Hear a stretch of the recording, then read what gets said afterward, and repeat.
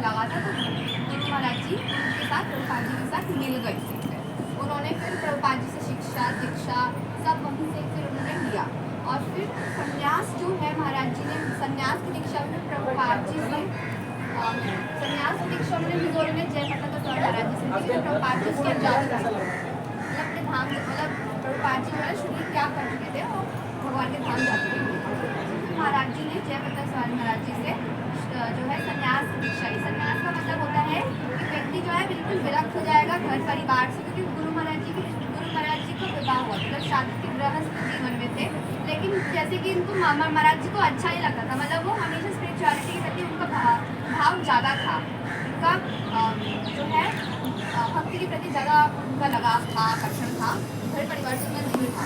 तो महाराज जी जो थे उन्होंने संन्यास लिया, और संन्यास जो सन्यासी व्यक्ति होता है ना उसका जीवन से भगवान के लिए होता है, और वो बिल्कुल विरक्त रहता है बाकी सब चीज़ों से, सारे संबंधों से, सारे दायित्वों से मुक्त हो जाता है और सिर्फ भगवान की सेवा में और अपने गुरु की सेवा में रहता है।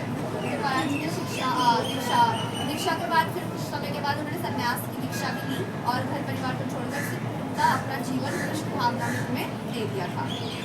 तो महाराज जी की फिर बहुत सारी अगर ग्लोरिफिकेशन जो है बहुत कम पड़ गई, कितनी कम पड़ गई कि 4-5 दिन की ग्लोरिफिकेशन जो है मंदिर में बार बार हर एक दिन करने पड़ी। इतनी सारी महाराज जी के जो है शिष्य हैं और प्रिय शिष्य होंगे, और उन्होंने महाराज जी ने इतनी अच्छी जो है पास्ट टाइम्स जो है बहुत अच्छी पास्ट टाइम्स है महाराज जी की, जो हमें बहुत कुछ सिखाती है, बहुत कुछ सिखाती है। महाराज जी को मुझे बहुत कुछ जाने की इसके अंदर सबसे बड़ी चीज़ जो मुझे महाराज जी की सबसे अच्छी क्वालिटी लगी वो ये थी कि महाराज जी ना कभी भी किसी के अंदर दोष अगर दिख जाता था, अगर कोई दोषी है, कोई गलत काम, जैसे कि अगर किसी ने मंदिर में चोरी करी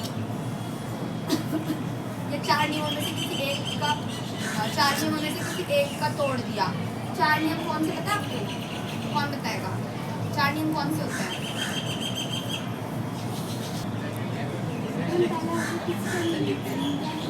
नहीं, वो अपराध, 10 अपराध। 4 नियम कौन से हैं मंदिर के जो शिक्षा के लिए बहुत जरूरी होते हैं? मैंने बताया भी है क्लास में। क्या? हाँ, नशा नहीं करना चाहिए। और 1 मिनट, हाथ ऊपर। हाँ बताओ। हाँ, मांस नहीं खाना चाहिए। और बताओ क्या?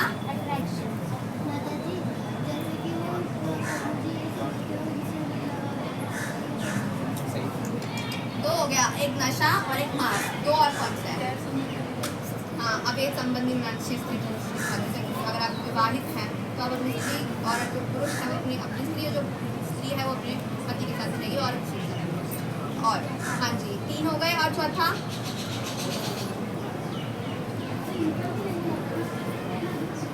जुआ नहीं खेलना चाहिए। तो 4 नियम है स्कॉन के, जो कि स्कॉन के नहीं है, ये भागवतम में अगर आप पढ़ोगे फर्स्ट कैंटो में महाराज परीक्षित जो है जब वो कली को दंड देते हैं तो 4 स्थान देते हैं रहने के लिए, तो ये 4 स्थान दिया गया था रहने के लिए। इसमें 4 स्थानों में कली होता है, इसलिए इसमें इसको बिल्कुल छोड़ देना चाहिए। मांस खाना, अवैध पुरुष स्त्री संग, नशा और जुआ खेलना, ये 4 चीज़ें पाप की होती है। और एक चीज़ और होती है, वो है गलत तरीके से अगर आप धन इकट्ठा करते हो तो उसके अंदर भी कली होता है, गलत है। तो ये 4 चीज़ें हैं। तो महाराज जी जो है ना, अगर कोई 4 नियमों में से किसी का एक को अगर तोड़ देता था तो फिर महाराज जी कभी भी किसी को दंड नहीं देते, मतलब दंड स्वरूप ये होता था कि आप मंदिर से 4 महीने के लिए रस्टिकेट करते हो, बस फिर बाद में आप आ सकते हो दोबारा। और एक बार क्या हुआ था कि किसी ने मंदिर में चोरी किसी भक्त ने, तो जब महाराज जी को बताया गया कि इन्होंने चोरी किया है तो महाराज जी ने उसको ना तो उन्होंने पुलिस को भी नहीं बुलाया, उन्होंने ना ही उसको निकाला, उल्टा ये कहा कि अगर ये चोरी करे तो उसका मतलब इसके पास धन की कमी तो इसका सेल भी जो है ना वो बढ़ा दीजिए, चोरी नहीं करेगा, पैसा होगा तो चोरी नहीं करेगा ना। अब इंसान चोरी क्यों करता है? रोटी क्यों चुराता है? उससे भूख लगी है, भूख लगी तो चुरा रहा है ना।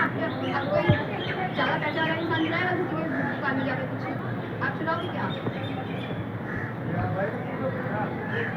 माता जी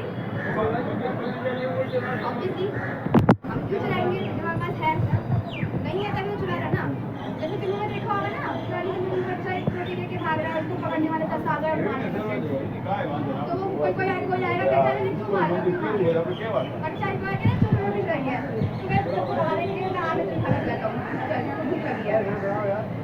हमारा अच्छा लगता है कि एक बार महाराज जी को पता है किसी ने गुरु महाराज जी की तो बहुत एज हो गई थी, लेकिन जब बहुत यंग थे तो एक बार क्या हुआ था, मंदिर में कोई एक भक्त थे, महाराज जी जो है ना वो ना थोड़े से ना अच्छे नहीं थे, मतलब ऐसे थे थोड़े से मार के धारने वैसे गुंडे होते ना गुंडे टाइप के, वैसे महाराज जी को ना एक किसी ने धमकी दी थी आकर, ऐसे सर पे ना वो रख दिया था, बंदूक रख दिया था मारने के लिए, महाराज जी को सर पे बंदूक रख दिया था कि ये मार दो तो कर दूंगा ऐसा।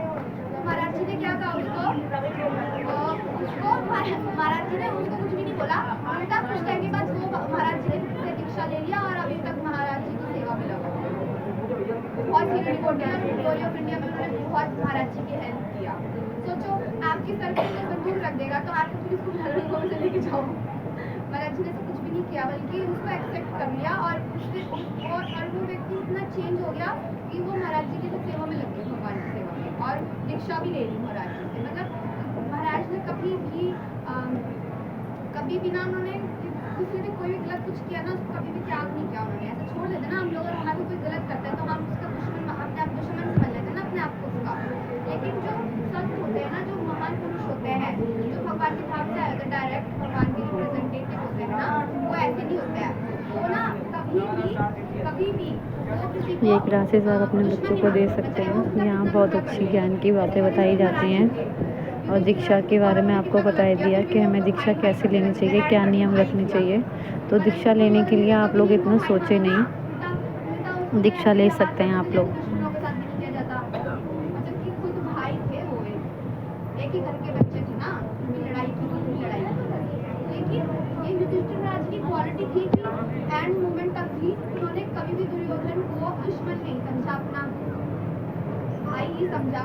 वो तो दुर्योधन की इच्छा थी कि भाई युद्ध करो, अब वो तो नहीं करना चाह रहे थे, पर एक शक्ति है, अगर आपको कोई आक्रमण करेगा तो आप भी तो बचाव करोगे ना अपना, तो बचाव के लिए अगर किसी को मारना भी पड़े तो फिर क्या है, और फिर गलत लोगों को तो मार ही देना चाहिए, गलत जो होते हैं ना तो मार ही देना चाहिए, गलत करेंगे वरना वो दुनिया भर के लोगों तक गलत काम करेंगे, तो ऐसे लोगों को मारना चाहिए, शरारती यही बोलते हैं, मार देना चाहिए।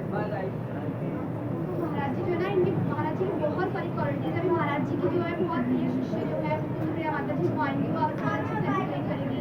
मेरे साथ महाराज जी के मैं महाराज जी से भी दीक्षा लेने वाली थी, मेरी दीक्षा थी चंडीगढ़ में, लेकिन देहरादून में ही महाराज जो थे वह गिर गए और उनकी हार्ट में कहीं पे कुछ लगा था, उनके हार्ट में लगा था, तो वो बिल्कुल, क्योंकि महाराज जी का हार्ट का ऑपरेशन हो रखा था, उनको 7 कुछ क्लॉट पता नहीं कुछ 7 करके उर्मिला माता जी ने बताया था, वो साइंटिफिक कुछ वर्ड था, 7 कुछ तो 7 करण कुछ थे हार्ट में लगे हुए थे महाराज जी के, हार्ट होता है ना उसको चलाने के लिए 7 कुछ लगा रखा था, 7 उपकरण लगा रखा था जिससे उनका हार्ट चलता था, तो वहीं पर ही गिरते वक्त वहीं पे ही लग गई, उसी ऑपरेशन की साइड पे ही लग गई, और फिर बहुत प्रेम हुआ महाराज जी को, महाराज जी को फिर हॉस्पिटल लेके गया, धीरे धीरे उनके हॉस्पिटल में कराया गया था, तो ऑपरेशन और जैसे वो कहते वैसे बहुत सीरियस कंडीशन थी, मतलब हेलीकॉप्टर में मतलब मुश्किल है, बट फिर भी बहुत प्रयास कर रहे थे कुछ हो जाए ठीक हो जाए, बट वो नहीं हो पा रहे थे, वो सर्वाइव कर नहीं पा रहे थे, और अपने लास्ट मोमेंट तक भी उन सबको ये कह रहे थे कि मुझे मतलब जब ऐसा नहीं हुआ था उससे पहले उन्होंने कहा था कि मेरे इतना प्रार्थना करना कि मैं ठीक हो जाऊँ।